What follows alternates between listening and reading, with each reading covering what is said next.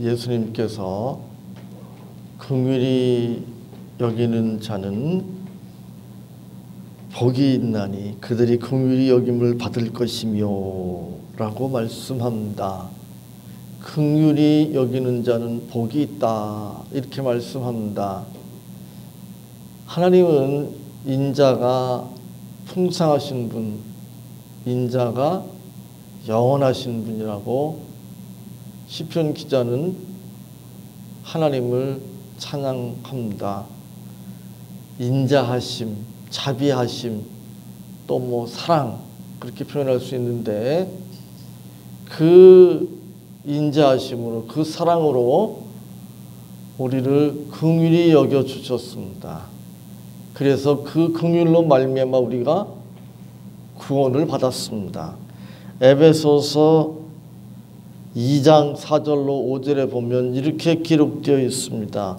긍휼이 풍성하신 하나님이 우리를 사랑하신 그 큰 사랑을 인하여 허물로 죽은 우리를 그리스도와 함께 살리셨고 너희는 은혜로 구원을 받은 것이라.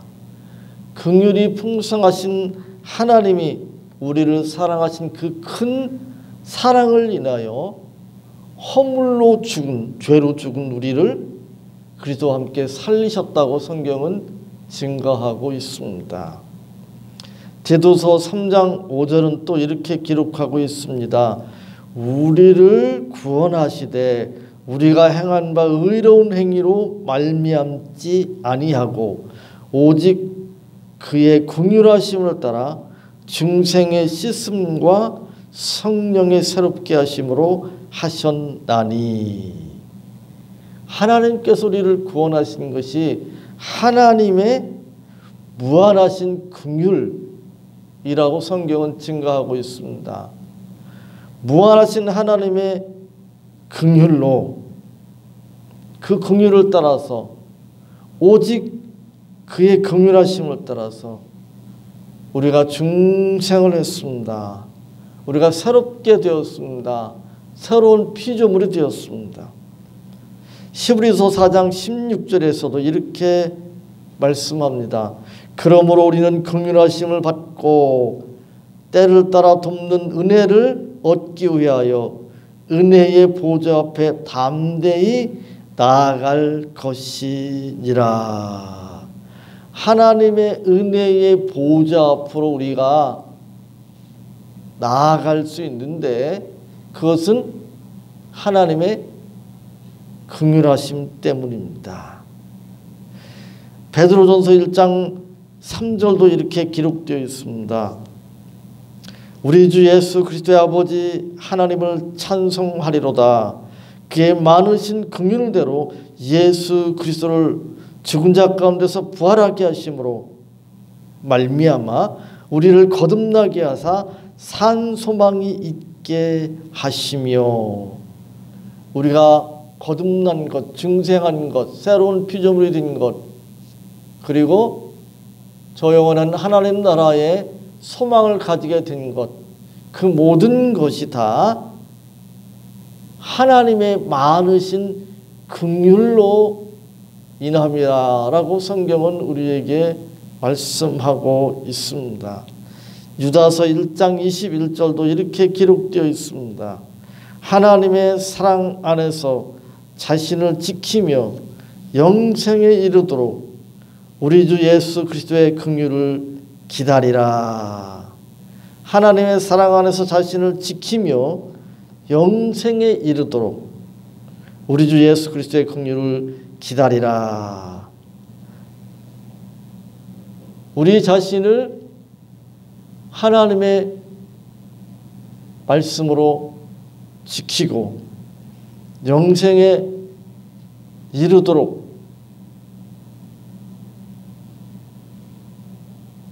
우리로 하여금 우리 주 예수 그리스도의 긍휼을 기다리라고 성경은 권면하고 있습니다. 로마서 9장 23절은 또 이렇게 기록하고 있습니다. 또한 영광 받기로 예비하신 바 긍휼의 그릇에 대하여 그 영광의 풍성함을 알게 하고자 하셨을지라도 무슨 말을 하리요. 이방인에게 복음을 주셔서 구원받을 수 있게 하셨습니다. 그것도 하나님의 긍휼이죠. 긍휼. 그래서 그렇게 하나님께서 구원하신 자들을 긍휼의 그릇이다 이렇게 표현하고 있습니다. 마태복음 9장 10절로 13절에 보면 마태복음 9장 10절로 13절에 보면 마태라고 하는 집에서 예수님과 예수님의 제자들이 초대를 받아서 식사하는 장면이 나옵니다. 그런데 이 마태는 마태복음을 기록한 마태는 직업이 세리였습니다. 세리. 그 당시에 세리와 이 창기는 죄인의 대명사였습니다. 그래서 이 세리다 그러면 사람들이 죄인 취급하고 상대하지 않으려고 했습니다. 그런데 그 세리인 마태의 집에 예수님께서 함께 그들과 식사를 하셨습니다. 그런데 거기에는 마태만 있는 것이 아니라 다른 사람들도 있었습니다. 물론 예수님과 예수님의 제자들도 있었지만 마태와 그 가족들도 있었을 것이고 그의 동료들도 있었는데 뻔하죠. 세리들이 대부분이었을 것입니다. 그런데 그것을 지켜보고 있었던 바리새인이 있었습니다. 바리새인이 예수님의 제자들에게 시비를 걸었습니다. 어찌하여 너희 선생은 세리와 죄인들과 함께 잡수시느냐? 어찌하여 너희 선생은 세리와 죄인들과 함께 잡수시느냐? 이렇게 시비를 걸었습니다. 식사를 같이 한다고 하는 것은 단순히 밥을 같이 먹는다고 하는 의미 이상이죠. 그것은 교제한다는 의미입니다. 사귄다고 하는 의미입니다.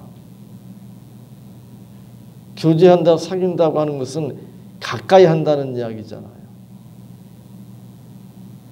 바리새인들의 입장에서는 도저히 받아들일 수 없는 일이었습니다.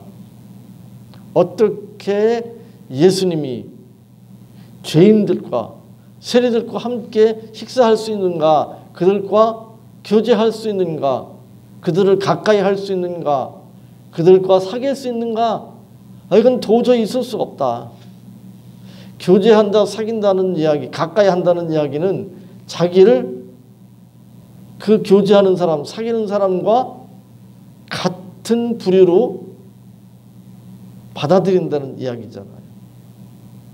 예수님이 자기를 그렇게 낮추셔서 세리와 죄인들의 모습으로 그들과 사귀시는, 교제하시는 의미로 그들과 함께 식사를 하셨기 때문에 바리새인들이 그렇게 시비를 걸 수밖에 없었습니다.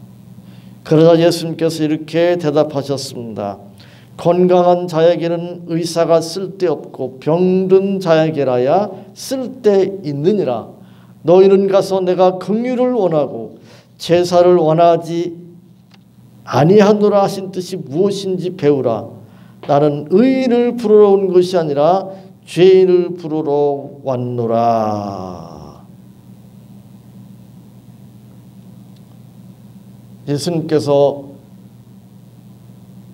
제자들을 붙들고 시비하는 바리새인들에게 이렇게 말씀하셨습니다. 하나님께서 원하시는 것이 무엇인가? 구약 성경을 인용해서 말씀합니다.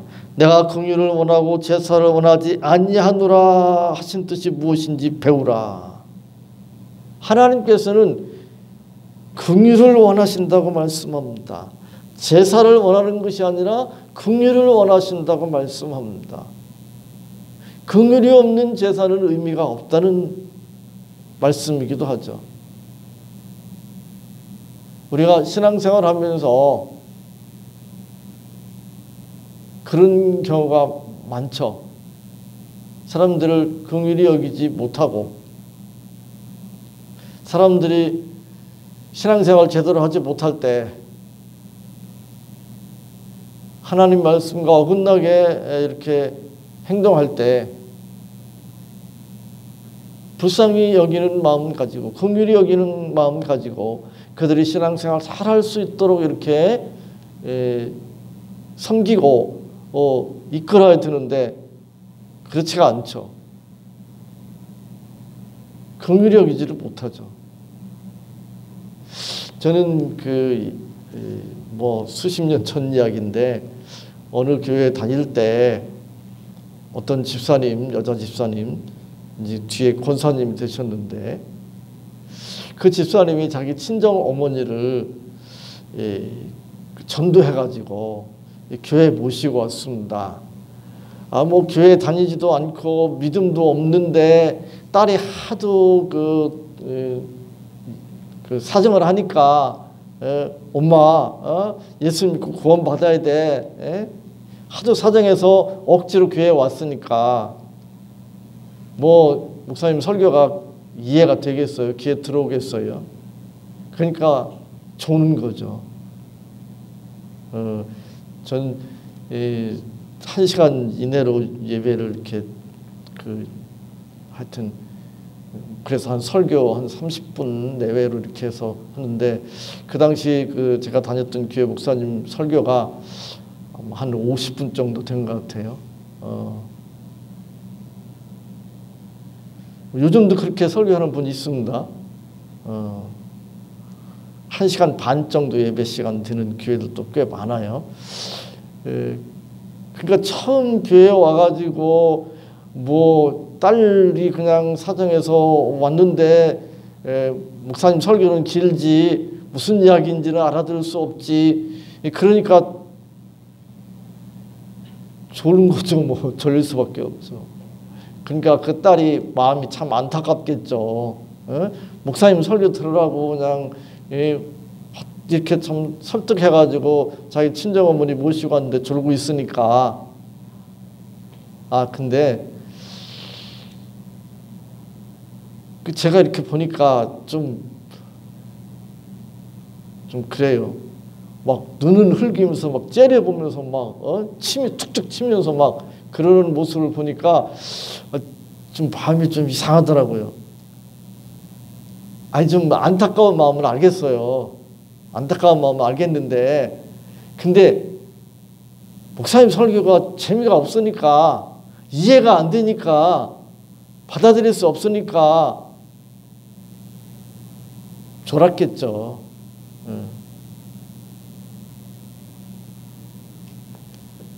그러면 그냥 불쌍히 여기고 그냥 둬야 돼요. 그냥 졸게 둬. 그런 마음이 필요하거든요. 사실 처음에 귀에 한 번 딱 데려왔는데 한 번에 그냥 설교 듣고 막 할렐루야 이러면서 예수님을 구주와 주님으로 믿겠습니다. 이런 사람이 얼마나 되겠어요. 거의 없지. 오늘은 조시고 다음에 또 모시고 오고 이렇게 생각해야 되는데 딸이 마음이 이제 급하고 안타까우니까 그랬겠죠. 근데 이제 그 딸만 그런 게 아니고 목회를 해보니까 목사가 더 그런 마음이 들더라고요. 그렇게 설교를 했는데 한두 번도 아니고 여러 번 얘기했는데 알아들을 만큼 얘기했는데 그렇게 신앙생활 안 하는 거 보면 화가 나죠. 답답하고 안타깝고. 그래서 긍휼히 여기는 마음보다는 오히려 그냥 미움이 생기고 이럴 가능성이 크잖아요.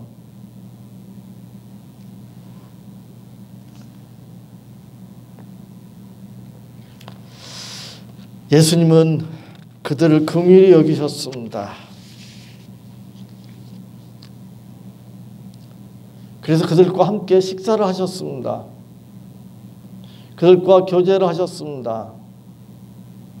근데 그 말을 다르게 말하면 사귄다고 하는 말로 표현할 수 있습니다.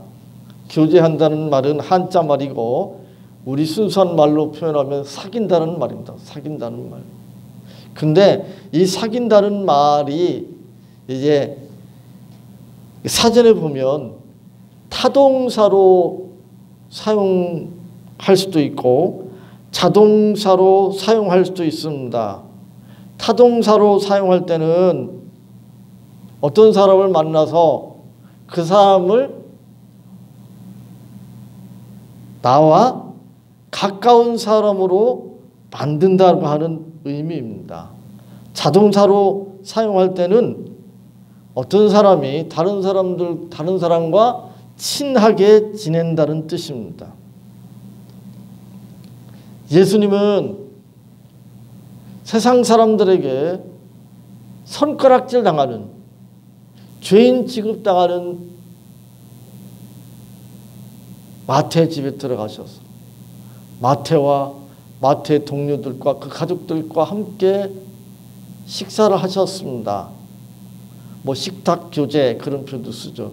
교제하셨습니다. 그뿐만이 아닙니다. 이미 마태는 예수님의 제자가 되잖아요. 그죠? 12사도 중에 마태가 들어가잖아요. 그냥 불쌍히 여기는 정도가 아니라 그래서 그들과 교제하는 정도가 아니라 자신의 제자로 삼기도 하셨습니다. 우리는 세상 사람들에게 비난을 받는 사람들, 죄인 취급당하는 사람들, 그런 사람들과 가까이 하는 것을 싫어합니다. 그들과 교제하는 것을 싫어합니다. 그런 사람들과 사귀는 거 싫죠. 나만 그런 게 아니라 내 남편이, 내 아내가, 내 자녀들이 그런 사람과 사귄다. 받아들일 수 없는 거죠. 그렇잖아요. 못 받아들이잖아요. 전 이미 그 아들, 딸 다 결혼시켜가지고 뭐 이제 그런데 여기 계신 분들 이 집사님 빼고 이제 아들들, 딸들이 있으니까 누구하고 사귄다 그러면은 어때요? 신경이 쓰이잖아요. 누구하고 사귀지? 그놈이 걔가 누구야? 관심 가집니다. 그렇잖아요. 좀 괜찮은 집안에 좀 뭐 좋은 학교 다니고 좋은 학교 나왔고 또 뭐 좋은 직장에 다니고 또 외모도 좀 괜찮고 이 신앙생활도 잘하고 이런 사람하고 만나면 좋은데 그렇지 않으면 난리죠, 난리. 그죠? 뭐 이제 그 결혼 상대자로 사귀는 뭐 그런 경우는 더 심하고 그렇지 않고 이제 친구로 사귄다고 하더라도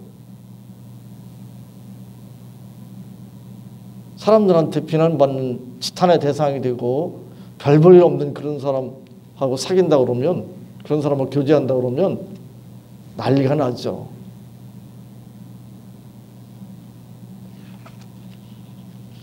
그런데 예수님은 죄인이에요. 우리가 죄인입니다. 하나님의 저주로 멸망받을 수밖에 없는 존재입니다. 구제불능의 죄인이에요.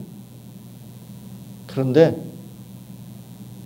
자기 자신을 죄인과 같은 모양이 되셔서 자기를 이렇게 낮추셔서 우리를 친구로 우리를 가까이 대해 주시고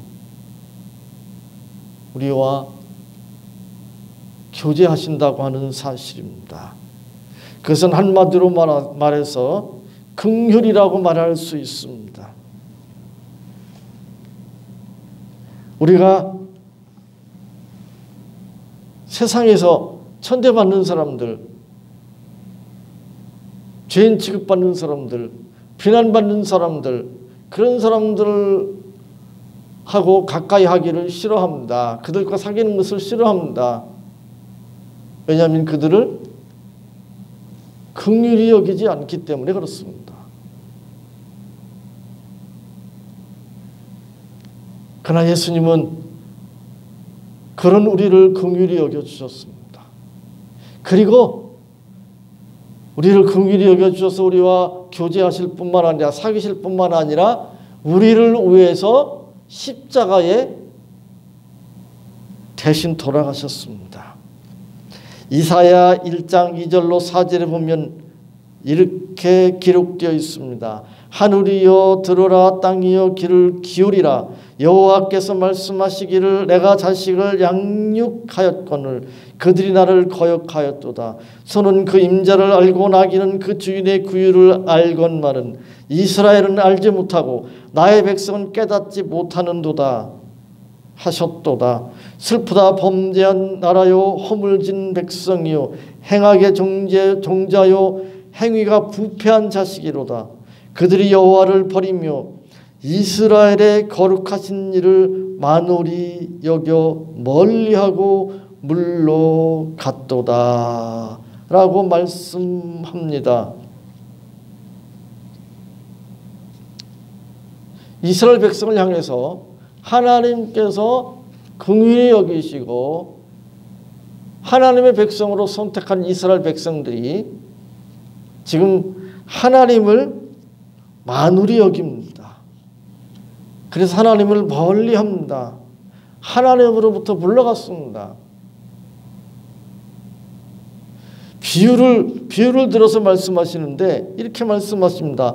소는 그 임자를 알고 나귀는 그 주인의 구유를 알건만은 이스라엘은 알지 못하고 나의 백성은 깨닫지 못하는도다.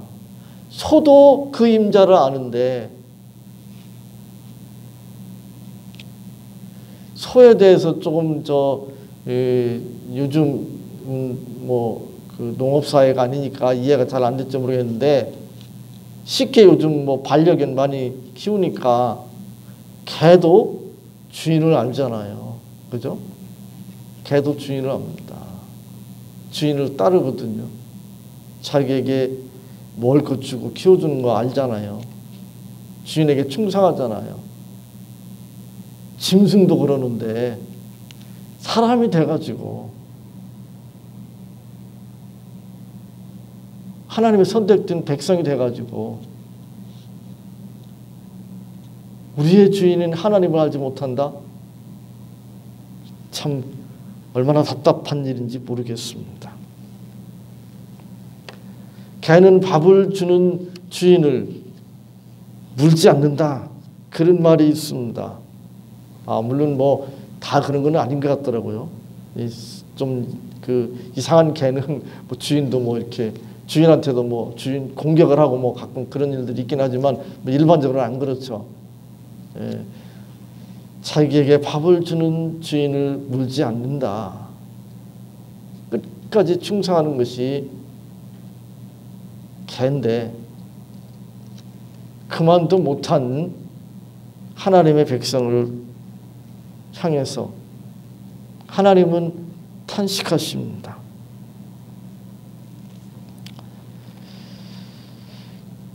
로마서 3장 10절로 18절에 보면 이렇게 말씀합니다. 기록된 바 이는 없나니 하나도 없으며 깨닫는 자도 없고 하나님을 찾는 자도 없고 다 치우쳐 함께 무익하게 되고 선을 행하는 자는 없나니 하나도 없도다. 그들의 목구멍은 열린 무덤이요 그 혀로는 속임을 일삼으며 그 입술에는 독사의 독이 있고 그 입에는 저주와 악독이 가득하고 그 발은 피 흘리는 데 빠른지라. 파멸과 고생이 그 길에 있어 평강의 길을 알지 못하였고 그들의 눈앞에 하나님을 두려움이 없느니라 함과 같으니라. 이게 인간의 모습인 거예요.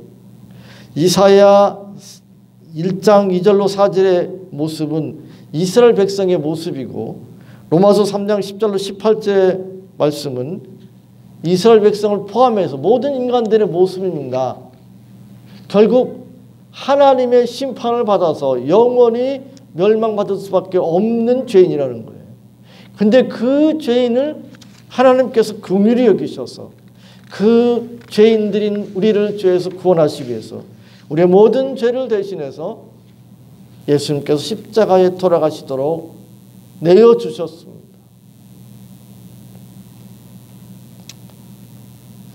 마태복음 18장 21절로 35절에 보면 이런 말씀이 있습니다. 베드로가 예수님께 나와서 이렇게 묻습니다. 주여, 형제가 내게 죄를 범하면 몇 번이나 용서하여 주리까? 7번까지 하오리까? 그러자 예수님께서 베드로에게 대답하십니다. 내게 이르노니 7번뿐 아니라 7번을 70번까지라도 할지니라. 여기에 하나님의 긍휼하심, 그리고 하나님의 긍휼하심을 입은 신자들이 얼마나 긍휼한 마음을 가지고 사람들을 용서해야 하는가를 말씀하고 계십니다. 예수님께서 비유를 들어서 이렇게 말씀합니다. 어떤 비유를 드는가 하면 이런 비유를 말씀하시는데, 어떤 임금이 있었는데 10,000달란트 빚진 자를 데려왔습니다. 데려오게 했습니다. 근데 갚을 것이 없어요. 10,000달란트 빚이 숫자로 계산해서 뭐 따질 것이 아니고 인간으로서는 도저히 갚을 수 없는 빚을 상징하는 비유죠. 그런데 이 임금이 이제 이 사람에게 그 빚을 탕감해 줬습니다. 근데 그 사람이 이제 어떤 일이 있는가 하면 그 사람에게 100데나리온 빚진 사람이 있었습니다. 100데나리온은 하루 품삯 10만 원 정도로 계산한다면 1,000만 원 정도 되는 금액이니까 작은 금액은 물론 아니겠죠. 작은 금액이 아니니까 뭐 갚기가 쉽지 않았겠죠. 형편 어려운 사람에게는. 가가지고 갚으라는 거예요. 갚아라. 1,000만 원 빨리 갚아. 그러니까 내가 갚을 테니까 좀 사정 좀 봐줘라. 내가 지금 당장은 돈이 없으니까 갚겠다고 그러니까 어떻게 했어요? 당장 갚지 않으면 옥에 집어넣겠다. 당장 갚을 게 없어요. 그러니까 옥에 집어넣은 거죠. 그러니까 이 소식을 들은 임금이 어떻게 했겠느냐.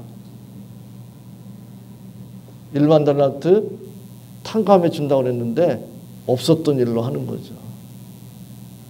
예수님께서 이 비유를 통해서 이렇게 말씀합니다. 그 임금의 말을 통해서 우리에게 이렇게 말씀합니다. 이에 주인이 그를 불러다가 말하되 악한 종아, 내가 빌기에 내가 네 빚을 전부 탕감하여 주었거늘 내가 너를 불쌍히 여김과 같이 너도 내 동료를 불쌍히 여김이 마땅하지 아니하냐. 하나님께서 우리를 그렇게 불쌍히 여겨주셨다면, 우리를 긍휼히 여겨주셨다면 우리가 다른 사람을 그렇게 긍휼히 여기는 거, 불쌍히 여기는 거, 용서해 주는 거, 그것이 마땅하다고 우리에게 말씀하고 있습니다. 우리 주변에 비난받아 마땅한 사람들, 누가 정죄해도 뭐라고 나무랄 수 없는 그런 사람들이 있을 수 있습니다. 그 정도는 아니라고 하더라도 우리 주변에 얼마든지 비난받을 사람들이 널려 있습니다. 그런데 주님은 우리에게 그들을 긍휼히 여기라고 말씀합니다. 그리고 그 긍휼히 여기는 자가 복이 있다고, 하나님께서 그들을 긍휼히 여겨 주실 것이라고, 하나님으로부터 긍휼히 여김을 받을 것이라고 말씀합니다. 이 말씀을 가슴에 품고 우리가 다른 사람들의 잘못 비난받을 그런 모습들을 볼 때에